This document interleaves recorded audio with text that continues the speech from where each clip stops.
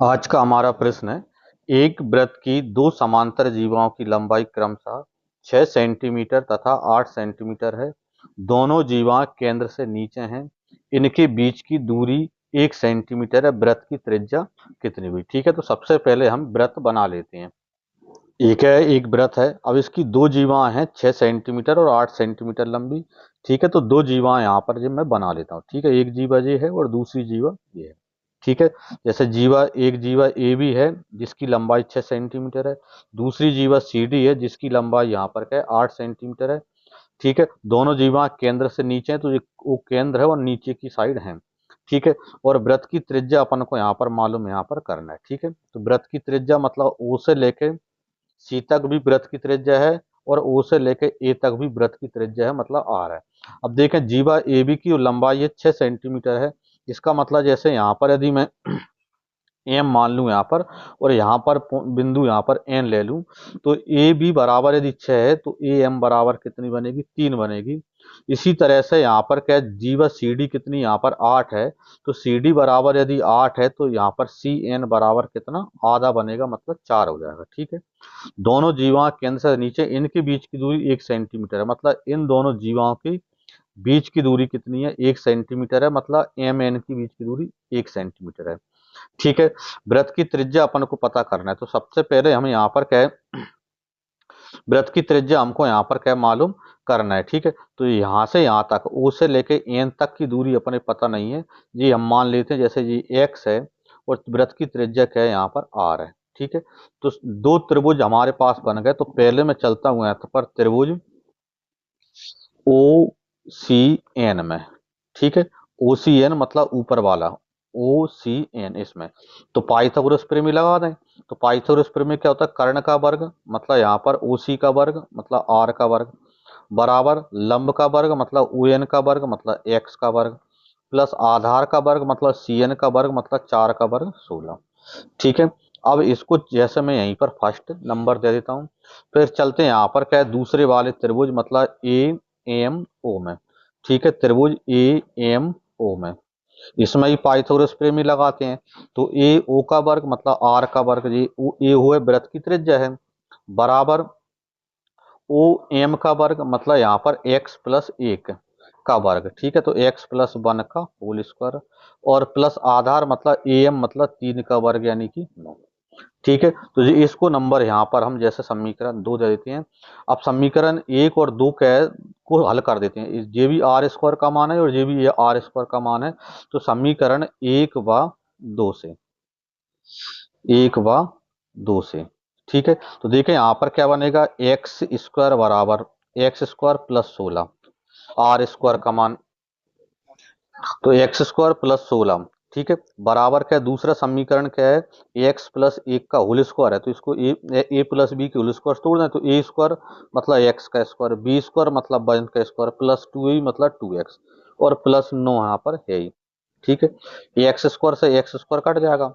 ठीक है, तो यहाँ से आपको देखो क्या बचा, 2x बराबर में, देखें तो यहाँ पर 9 और 1 10 इधर आएंगे तो माइनस हो जाएंगे, तो 16 में से 10 कम करेंगे तो 6 आ जाएंगे, तो 2x बराबर 6 मतलब x बराबर 3 आ गया।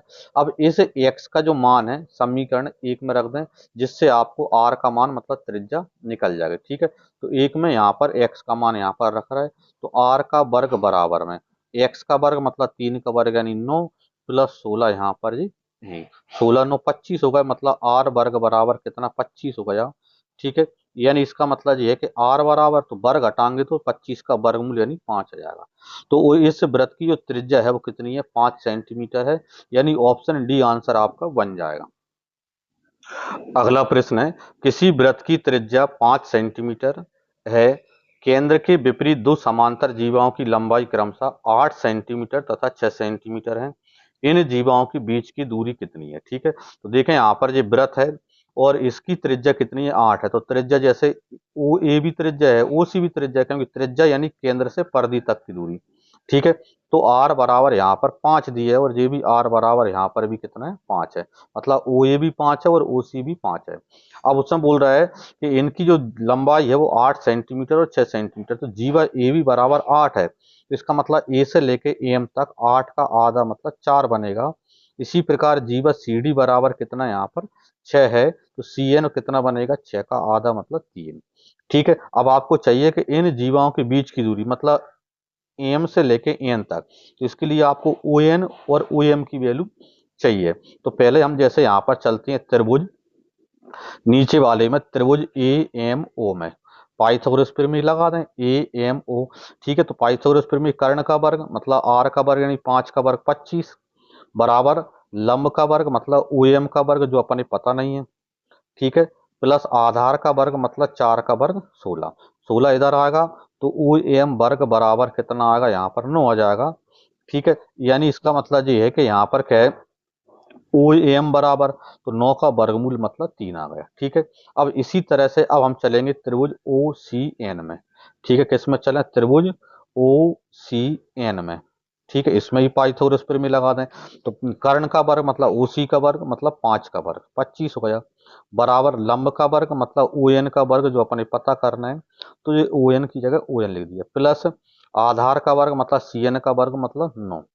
ठीक है, 3 का वर्ग, तो ON वर्ग बराबर कितना बनेगा यहाँ पर 9 इधर आएगा तो माइनस हो जाएगा, तो 25 में से 9 यानी 16 बचेंगे यहाँ पर। ठीक है, यानी ON बराबर तो 16 का वर्गमूल यानी 4, तो ON बराबर 4 आ गया। अब हमें चाहिए दोनों जीवाओं के बीच की दूरी, तो इन जीवाओं के बीच की दूरी यानी OM प्लस ON, तो OM यानी 3 है और ON यानी कितना यहाँ पर 4 है, तो 4 और 3 कितना हो गया 7 सेंटीमीटर। तो 7 सेंटीमीटर मतलब ऑप्शन डी आंसर आपका बन जाता है।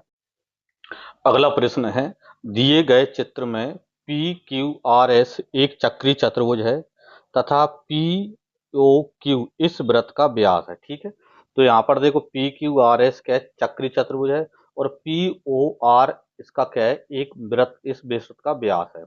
यदि कोण QRS मतलब यहाँ पर R पर जो कोण है वो कितना है 150 डिग्री है, तो कोण SQP मतलब Q पर इधर यहाँ पर कितनी डिग्री का कोण बनेगा, जैसे यहाँ पर x है तो इस x का मान आपको पता करना है। ठीक है, तो पहले तो देखें PQRS का चक्रीय चतुर्भुज है और चक्रीय चतुर्भुज के सम्मुख कोणों का योग 180 होता है, यानी कि इसका मतलब ये है कि कोण P प्लस कोण R बराबर कितना होना चाहिए इन दोनों का टोटल 180। ठीक है, अब देखें यहाँ पर R का मान आपको 150 दिया है, तो कोण P बराबर कितना होगा 180 और R उधर जाएगा तो माइनस का हो जाएगा और R का मान है 150, तो 180 में से 150 कम करेंगे तो कोण P मतलब यहाँ पर जो है वो कोण कितना आ गया 30 डिग्री आ जाएगा। ठीक है, लेकिन हमको चाहिए कौन सा क्यू पर। अब यहां पर देखें उसने बोला है कि POQ क्या है वृत्त का व्यास है और आप जानते हैं व्यास द्वारा परिधि पर जो कोण बनता है वो 90 डिग्री का बनता है, तो PQ के द्वारा जो एस कोण बन रहा है ये 90 डिग्री का बनेगा। तो चूंकि यहां पर यदि आप देखें तो कोण PSQ बराबर कितना है 90 डिग्री। अब आप त्रिभुज PQS में देख लें, त्रिभुज PQS में त्रिभुज के तीनों कोणों का योग 180 होता है, तो एक कोण कितना यहाँ पर 30 है, दूसरा कोण एस यहाँ पर कितना है 90 है और तीसरा कोण यहाँ पर क्या है एक्स जो आपको पता करना है बराबर कितना होगा 180। ठीक है, तो देखें यहाँ पर एक्स बराबर 180, अब 90 और 30 मतलब 120, तो उधर जाएगा तो 120 माइनस का हो जाएगा। ठीक है, मतलब x बराबर तो 180 में से 120 कम करेंगे नहीं 60 डिग्री, तो x का जो मान है वो कितना आ जाएगा 60 डिग्री आ जाएगा, मतलब ऑप्शन सी आंसर आपका बन जाएगा उसमें। ठीक है, अगला प्रश्न है, दी गई आकृति में वृत्त का केंद्र O है, यदि कोण AOC बराबर 90 डिग्री, तो देखें यहाँ पर AOC यहाँ पर जो कोण बन रहा है वो 90 डिग्री का बन रहा है। कोण AOB बराबर 110 डिग्री, तो यहाँ पर जो कोण है वो कितना है 110 है। कोण BAC का मान क्या होगा मतलब A पर जो पूरा कोण है वो कितना है। ठीक है, ये हमको पता यहाँ पर करना है। अब यदि आप देखें यहाँ पर जैसे अलग अलग देखें त्रिभुज AOB में देखें, पहले त्रिभुज AOB में यदि आप देखें तो यहाँ पर OB वृत्त की त्रिज्या है और OA भी वृत्त की त्रिज्या है और वृत्त की एक ही वृत्त की त्रिज्या बराबर होती है, मतलब इस त्रिभुज में दो भुजाएं बराबर है और त्रिभुज में हम जानते हैं कि बराबर भुजाओं के सम्मुख कोण भी बराबर होते हैं, यानी इसका मतलब ये है कि कोण बी ये वाला और कोण बी ये वाला कैसे बनेंगे, कैसा बनेगा, बराबर बनेगा। ठीक है, यानी कि यहां पर जो कोण बनेगा, कौन सा कोण, कोण बी ए ओ।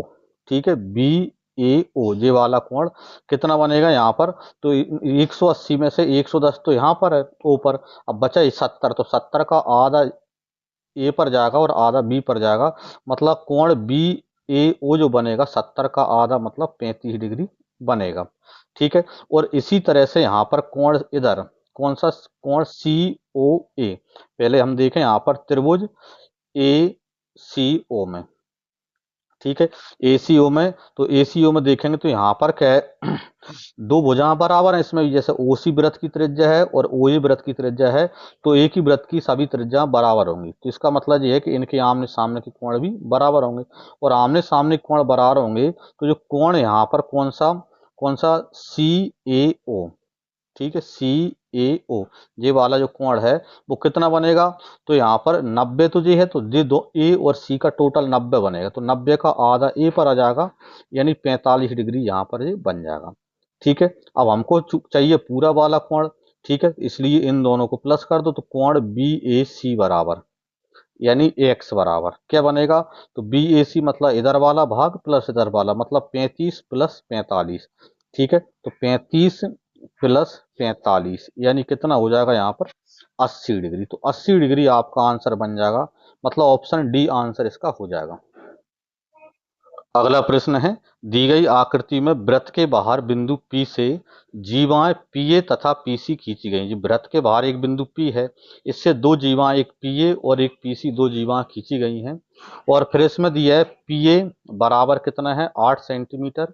ठीक है, पूरी जीवा PA, और PD बराबर कितना है 4 सेंटीमीटर, तो PD यहाँ से यहाँ तक ये कितना है 4 सेंटीमीटर। सी डी बराबर 3 सेंटीमीटर, सी डी मतलब ये वाला भाग कितना है 3 सेंटीमीटर है यहाँ से यहाँ तक। ठीक है, तो ए बी की लंबाई कितनी है, तो ए से लेकर बी तक की लंबाई अपन को पता करना है, और हम जानते हैं कि किसी वृत्त के बाहरी बिंदु से जब दो जीवा खींची जाती हैं, तो यहाँ पर क्या दोनों जीवा जिस बिंदु से मिलती हैं उसके दोनों खंडों का जो गुणनफल होता है, एक जीवा के दो खंडों का गुणनफल दूसरी जीवा के दो खंडों के गुणनफल के बराबर होता है। तो एक जीवा जैसे पीए है, तो पीए के दो खंड कौन से ये बनेंगे, यहाँ पर पीए एक खंड बन गया और गुणा पीवी इसका दूसरा खंड बन गया। ये किसके बराबर बनेगा, दूसरी जीवा के दो खंडों में गुणनफल, मतलब पीसी इंटू पीडी। ठीक है, किसके बराबर बनेगा, पीसी इंटू पीडी के गुणनफल के बराबर बनेगा। अब पीए, तो पीए का मान आपको पता है कितना है 8 सेंटीमीटर।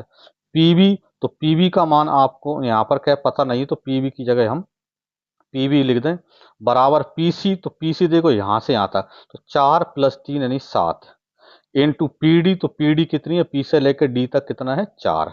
ठीक है, यानी पी बी बराबर में कितना हो जाएगा 7 चौको 28, और 8 गुणा में है तो इधर भाग में पहुंच जाएगा। ठीक है, 4 से काट दें, 4 दूनी 8, 4 7 28, मतलब 7/2 यानी 3.5। ठीक है, तो पीवी बराबर क्या है 3.5, लेकिन पूछा क्या है ए बी, तो ए बी की जो लंबाई होगी ए बी बराबर, तो ए बी बराबर क्या बनेगा, यहाँ पर पूरे पी ए में से पीवी माइनस कर दो, पूरी जो जीवा ए पी ए है इसमें से पी से बी तक का वैल्यू माइनस कर दें पीवी। ठीक है, तो पी ए की लंबाई आपको पता है कितनी है 8 है, और 8 में से पीवी यानी 3.5 कम कर दूं।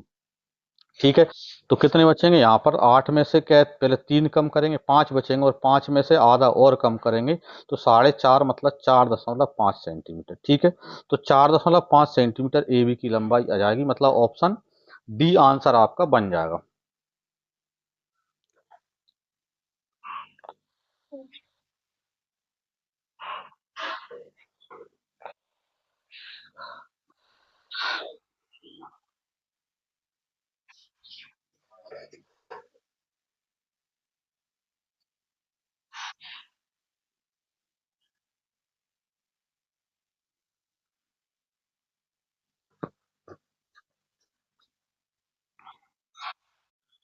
देखिए अगला प्रश्न है, किसी वृत्त की दो जीवाएं ए बी तथा सी डी एक दूसरे को बिंदु ई पर काटती हैं। ठीक है, ए बी और सी डी दो जीवाएं हैं जो बिंदु ई पर एक दूसरे को काटती हैं।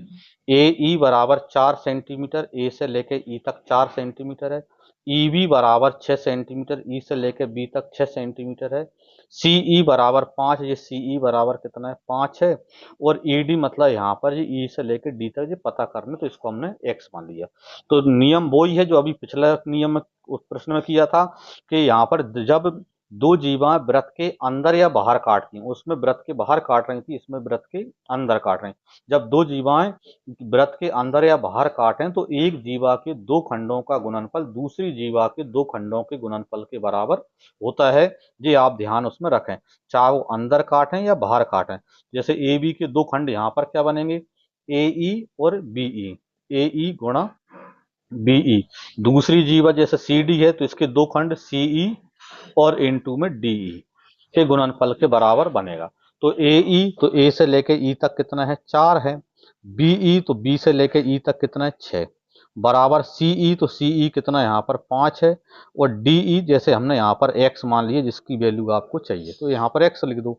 ठीक है, तो एक्स बराबर कितना हो जाएगा 6 चौको 24 और 5 सॉरी 6 चौको 24, 6 चौक 24 और जो 5 गुणा में है तो इधर आएगा तो भाग में आ जाएगा। 5 का भाग दे देंगे यहाँ पर, 5 चौको 20 और 5 8 40, मतलब यहाँ पर 4.8 सेंटीमीटर आपका आंसर इसका बन जाएगा। मतलब ऑप्शन बी आंसर इसका हो जाएगा।